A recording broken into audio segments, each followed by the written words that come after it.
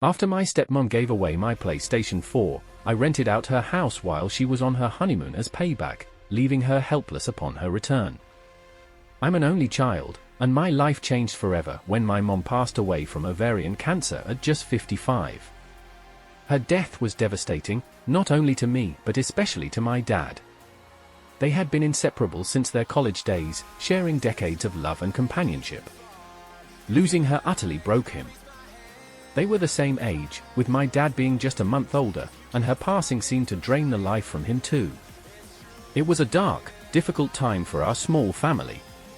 At the time, I was only 17 and finishing high school. I had a full scholarship lined up for college and was looking forward to my future, but at home, things were falling apart. My dad was a shadow of his former self, and it was heartbreaking to watch him grieve. He withdrew into himself, and our once vibrant home became quiet and somber. That's when Grace entered our lives. Grace had been my mom's nurse during her final days. She seemed caring, supportive, and empathetic, and at first, I believed she genuinely wanted to help my dad cope with his loss. Grace started by checking in on my dad occasionally, calling him and offering comfort. Her action seemed thoughtful at first, but as time passed, I couldn't shake the feeling that her intentions weren't entirely selfless. About a year after my mom's passing, Grace's behavior shifted.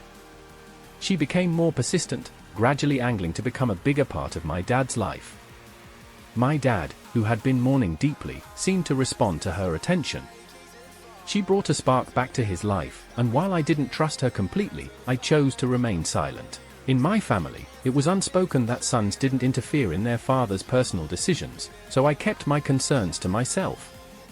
Grace was much younger than my dad, only 40, and their relationship quickly became serious. Within 6 months of dating, they were married. The speed of it all felt rushed, but my dad seemed happy, and I didn't want to get in the way of his recovery. However, shortly after their marriage, his health began to decline. He was only 57 but appeared increasingly frail and tired.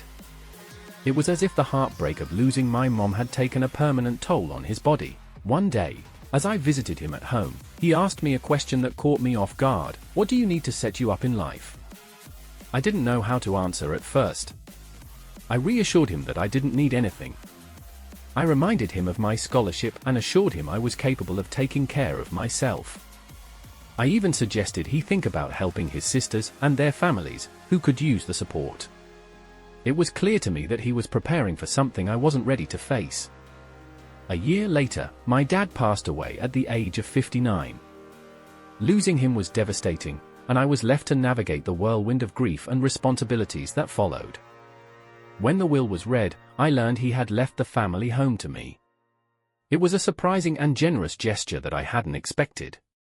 He also set aside small endowments for his sisters and their children. The bulk of his wealth, nearly 80%, went to Grace, amounting to several $100,000. Despite this, Grace was visibly unhappy. It was clear she had expected to inherit everything, including the house. The house, a 5-bedroom property in an upscale neighborhood, was now mine. Grace, who had been living there since marrying my dad, seemed to feel entitled to it. She stayed there while I was away at college, and her attitude toward me grew increasingly dismissive. Whenever I visited, she acted as though I was a guest in my own home. One day, she casually informed me that she had given away my PlayStation 4 to her boyfriend's cousin, claiming I was too old for video games. That moment solidified my growing resentment toward her. I knew I had to take action. The breaking point came when Grace announced she was marrying her new boyfriend, Ivan, just 5 months after my dad's death. Ivan was a sleazy man only a few years older than me, and it was obvious he was after Grace's money. They acted as though they owned the house, even referring to it as our house in my presence. That was the last straw. Grace and Ivan planned a wedding and honeymoon in her home country, the Czech Republic. Before leaving, Grace asked me to watch the house for them. I smiled and agreed, knowing exactly what I was about to do. The moment they left, I put my plan into action.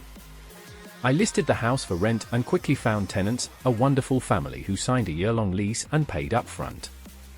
I hired movers to pack up all of Grace's belongings and placed them in a storage unit, even covering for months of rent as a courtesy. I changed all the locks and made sure the property was secure. By the time Grace and Ivan returned, the house was no longer theirs to occupy. My lawyer handled all their attempts to contest the situation, shutting down Grace's claims decisively. Legally, she had no right to the property. The rental income from the house turned out to be a blessing. It allowed me to help my cousins with their college expenses and upgrade my own living situation. I moved into a larger apartment in the city, where I met my fiancée, a wonderful woman who has brought so much joy into my life. We're now planning our future together, and I couldn't be happier. As for Grace and Ivan, they left the country after their failed attempt to reclaim the house. From what I've heard, they're likely burning through the money my dad left her. It's ironic because if Grace had treated me with respect, I might have let her stay in the house. But her entitlement and disregard for boundaries sealed her fate. In the end, I've built a life I'm proud of.